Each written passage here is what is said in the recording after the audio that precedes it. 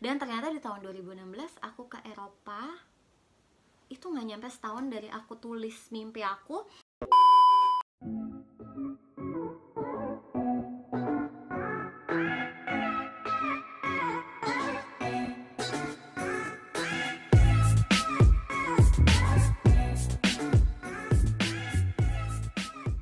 Hai bebek-bebekku di seluruh Indonesia dan dimanapun kalian berada.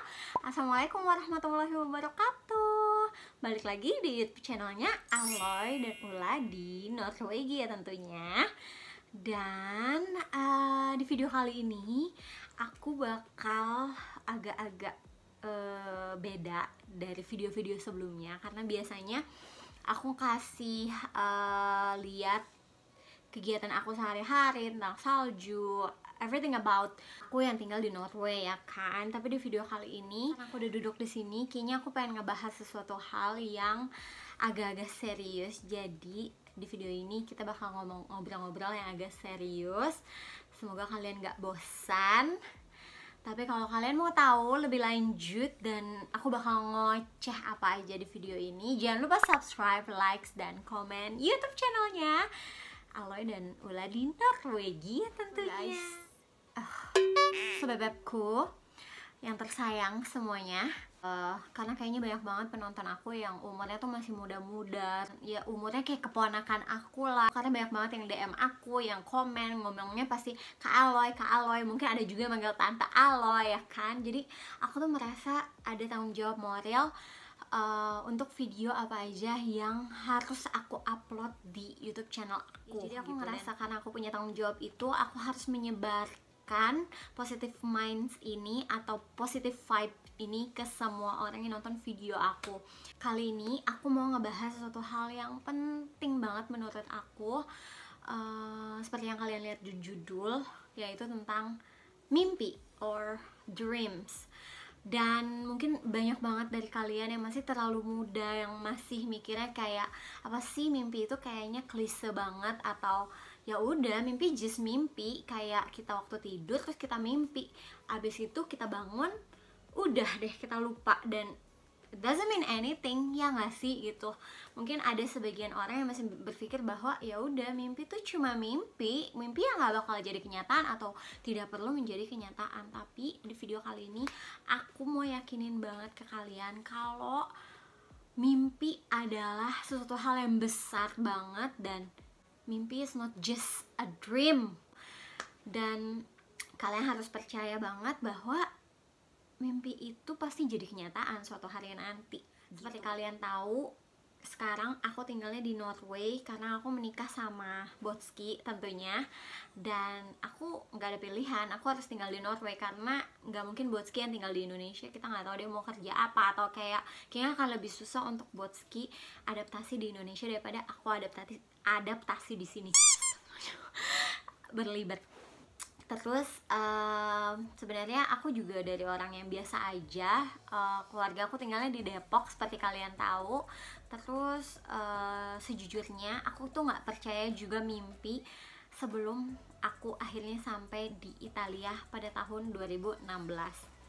Jadi sebelum ke Italia aku percaya mimpi itu cuman kayak ya udah mimpi, ya mimpi, halusinasi, ya nggak sih gitu. Tapi setelah aku nyampe di Italia, aku banyak banget berpikir, aku menjadi orang yang lumayan berbeda karena aku ngerasa loh, ini semuanya tuh mimpi aku, ini semuanya sampai hari ini, semua yang terjadi di hidup aku, wow, this is what I dreamed about for a long time, bahkan sejak aku masih kecil banget gitu. Jadi aku mau kasih tahu ke kalian kalau misalkan waktu kecil aku tuh sebenarnya kayak cita-citanya ngawur banget. Yang pertama aku pengen jadi pramugari, yang mana ayah aku nggak setuju. Pokoknya ayah aku selalu bilang no untuk jadi pramugari. Pokoknya beliau punya alasan tersendiri. Terus yang kedua aku mau jadi artis. Pokoknya kalau nggak jadi artis, aku mau jadi penyanyi, atau nggak pokoknya jadi artis terkenal, pokoknya orang terkenal gitulah gitu. itu tuh cuman cita-cita anak kecil yang kayak aduh apa banget sih, nggak penting gitu. Aku nggak pernah punya cita-cita kayak mau jadi dokter, mau jadi guru, atau mau jadi apa sih yang kayak orang-orang banget yang cita-citanya tinggi banget gitu. Terus yang ketiga, cita-cita aku cuman pengen keliling dunia itu. Dan setelah aku sampai di Itali, aku baru ngerasa ya udah, ini cita-cita aku udah tercapai, ya nggak sih gitu. Oke, sebelum sampai ke situ banyak banget perjalanannya.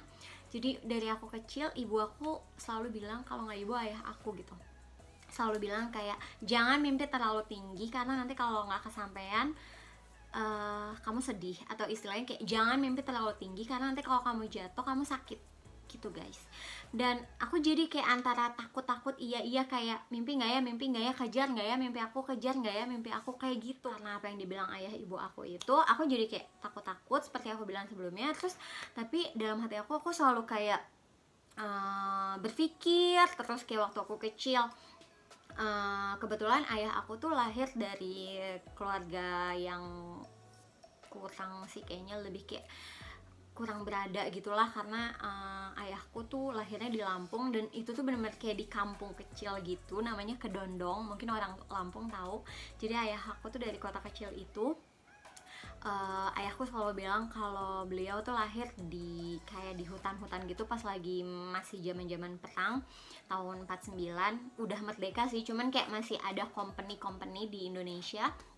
Terus jadi ayah aku lahirnya kayak di hutan belantara, bukan di rumah sakit. Terus ayahku juga selalu bilang kayak dia selalu sekolah nggak pakai sendal gitu kan guys, nggak pakai sepatu apalagi gitu. Jadi kayak nulis juga masih yang kayak di daun, atau aku nggak tahu itu bener atau enggak ya, karena ayahku suka bercanda banget orangnya.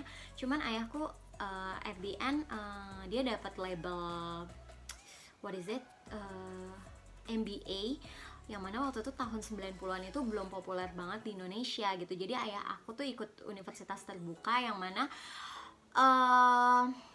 graduate-nya atau license-nya itu didapat dari Belanda. Jadi ayah aku tuh lulusan setengah-setengah apa sih, kayak international class gitu loh. Untuk dapat MBA-nya itu dari Maastricht ya, University di Belanda. Dan dari situ aku tuh masih kayak kelas 6 SD kalau nggak salah, atau SMP awal gitulah. Aku selalu berpikir dalam hati aku kayak gila, bokap gue aja yang lahirnya di kampung, yang nggak di rumah sakit, sekolah nggak pakai sendal, dia bisa dapat gelar MBA di Belanda dong gitu. Masa sih gue yang sekolah aja di kelas pakai sepatu, dibeliin sepatu mahal gitu, masa nggak bisa? Jadi aku tuh selalu mikir kayak aku harus lebih hebat dari ayah aku gitu guys. Terus itu selalu ada di dalam hati dan otak aku gitu, walaupun aku nggak tahu kayak gimana caranya gitu kan. Terus pas aku SMA, aku sempat ketemu sama guru bahasa Perancis. Dan guru bahasa Perancis aku itu pas kira-kira aku kuliah, kayaknya dia dapat beasiswa di Itali gitu, 3 bulan apa 6 bulan sekolah bahasa. Jadi aku tuh langsung message si guru aku ini, langsung kayak gimana caranya aku bisa ke Itali gitu. Terus akhirnya dia ceritain ke aku kayak kamu coba deh les aja bahasa Itali di pusat kebudayaan Itali. Nanti kalau kamu udah nyampe level tertentu, kamu bisa apply beasiswa untuk sekolah bahasa di Itali gitu. Terus aku sempat mau ngikutin itu. Pokoknya intinya aku cuma pengen keluar negeri gitu. Terus tapi pas aku bilang ke ayah aku, karena aku harus bayar kan, terus aku bilang aku mau les bahasa Itali dong, bayarin gitu. Terus kata ayahku, kenapa mesti bahasa Itali sih gitu, kayaknya. Dan itu juga di Jakarta, aku di Depok, itu kayaknya effort banget untuk aku ke Jakarta terus buat les doang, dan aku juga nggak tahu bakal ke Italia atau enggak gitu. Terus akhirnya ya udah, itu cuman kayak angan-angan belaka aja gitu guys. Terus sampai akhirnya aku kerja. Pada suatu hari aku pernah lagi lembur, aku tiba-tiba ngobrol-ngobrol ngalor ngidul sama teman kerjaku. Terus tiba-tiba aku bilang I will not gonna get married sebelum aku pergi ke Eropa. Oh my god, itu aku nyesel banget sih, karena memang itu jadinya nggak kejadian. Aku nggak nikah-nikah sampai setelah aku ke Eropa gitu. Jadi emang butuh waktu yang lama banget buat aku mewujudkan mimpi aku. Salah satunya untuk sekolah di Itali, itu kira-kira dari umur aku 19 tahun atau 18 atau 20 lah, something like that, sampai akhirnya aku benar-benar ke Itali di umur aku 28 atau 29 tahun. Buat ke Eropa pertama kali kayaknya 28 ya atau 27, aku lupa. Pokoknya itu butuh waktu yang panjang karena memang akunya santai, akunya tuh nggak ngejar mimpi aku gitu. Jadi kayak bayangin deh kalian, aku aja nggak kejar mimpi yang cuma di hati aja, itu jadi kenyataan. Kebayang nggak kalau misalkan kalian punya mimpi dan kalian tanemin di hati kalian, di otak kalian, dan kalian doa terus sama Allah, kebayang nggak apa yang akan terjadi gitu, dan secepat apa mimpi kalian itu akan terjadi gitu kan. Dan akhirnya aku juga ke Eropa di tahun 2015 untuk jalan-jalan. Itu aku nabung segala macam untuk mewujudkan mimpi aku. Ya udah, itu kejadian sebelum akhirnya tahun 2016 aku ke Eropa lagi untuk tinggal di Italia gitu. Dan semuanya aku jalanin santai. Dan the pointnya is di sini, kalian harus percaya sama mimpi kalian. Apalagi buat adik-adik aku, keponakan aku, please kalian harus punya mimpi yang tinggi banget. Dan kalian harus percaya bahwa suatu hari itu bakal kejadian. In case misalkan mimpi kalian tidak menjadi kenyataan, percaya kalau misalkan Allah punya rencana lain atau Tuhan punya rencana lain yang lebih besar dari mimpi kalian, yang mana pokoknya sesuatu hal yang baik pasti terjadi kalau kita selalu positive thinking gitu. Dan yang terakhir, aku ingat banget tahun 2015 aku tuh setiap tahun aku selalu tulis list. Jadi kayak kemarin nih tahun baru, aku tulis 2021 Bismillahirrahmanirrahim 1, 2, 3, 4, 5. Setiap tahun aku pasti tulis, dan aku sering banget nge-share soal ini di sosial media aku, kayak ayo tulis mimpi kalian. Jadi tahun 2015 itu aku tulis mau ke 2016, aku bilang mau ke Eropa lagi, aku mau winter holiday di Eropa, karena waktu sebelumnya aku ke Eropa pas lagi summer atau yang spring kayak gitu, bukan pas salju. Terus aku tulis kayak aku pengen ngerasain salju di Eropa, terus aku pengen kesini, aku pengen kesini, aku pengen begini tahun 2016 kayak gitu. Dan ternyata di tahun 2016 aku ke Eropa itu nggak nyampe setahun dari aku tulis mimpi aku, dan akhirnya aku winter holiday di Eropa, bahkan bukan cuma di satu negara tapi di banyak negara. Terus aku pindah ke Eropa, dan setelah aku menyadari wow, mimpi aku jadi kenyataan, akhirnya aku tulis lah kayak pengen menikah. Memang aku tidak pernah menulis aku pengen nikah gitu guys, jadi aku lebih kayak ini karena aku pikir nikah itu ya udah, itu Allah yang atur, bukan aku. Terus akhirnya nggak lama dari aku pindah ke Eropa, aku nikah gitu. Dan sampai detik ini mimpi itu bukan cuman buat anak kecil, buat main-mainan atau buat lucu-lucuan. Sampai detik ini aja aku masih tetap tulis mimpi-mimpi aku, dan sekarang aku udah mengerti bahwa mimpi itu bisa jadi kenyataan kalau kita itu serius gitu. Dan aku selalu berdoa. Terus kalau kalian mau tahu apa aja yang aku lakukan biasanya, usaha apa yang aku lakukan supaya Allah tuh kabulin doa aku bakal bikin videonya lagi di video yang lain karena ini akan panjang sekali. Jadi untuk saat ini segini dulu, dan aku masih punya banyak banget mimpi yang pengen aku kejar, karena memang kayaknya hidup tanpa mimpi tuh kayak so what? Ya nggak sih, nggak ada semangat banget gitu. Dan di video-video motivasi lainnya, di video ngobrol bareng aku bakal cerita lagi gimana aku bisa nabung, gimana aku bisa mimpi-mimpi aku bisa tercapai kayak gitu. Dan nonton terus video Aloy dan Ula di Norwegia tentunya. Jangan lupa subscribe, likes, dan komen YouTube channel kita. Terima kasih yang udah nonton video ini sampai habis.